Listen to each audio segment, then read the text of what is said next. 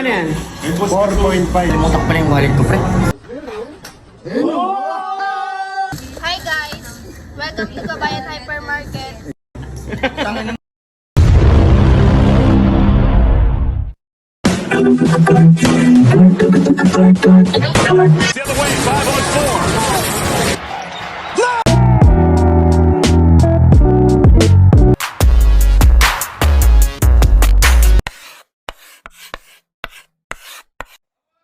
Nagkaaya na nga kaming lumabas para subukan ang racing car ni Kuya Tantan.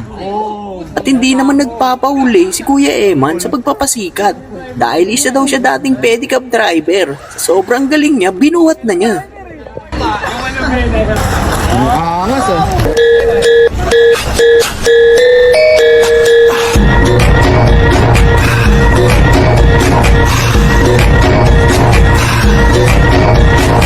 At syempre, magpapahuli ba ako kahit walang tiwala si Kuya Tantan, susubukan ko pa rin.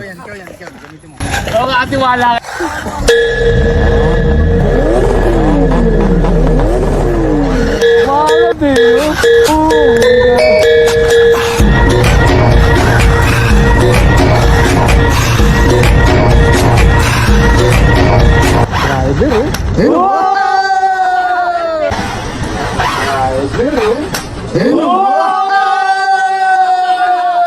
Nang problema na nga si Kuya Tantan kaya ayaw niya sa akin ipaghamit eh.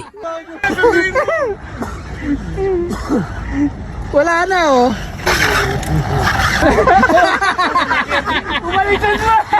Bumaliktad pa, hindi na alam mo. Nalobat na.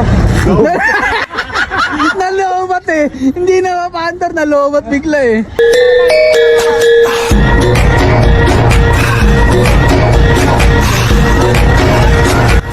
At sa sobrang saya, lumakas na nga ang ulan.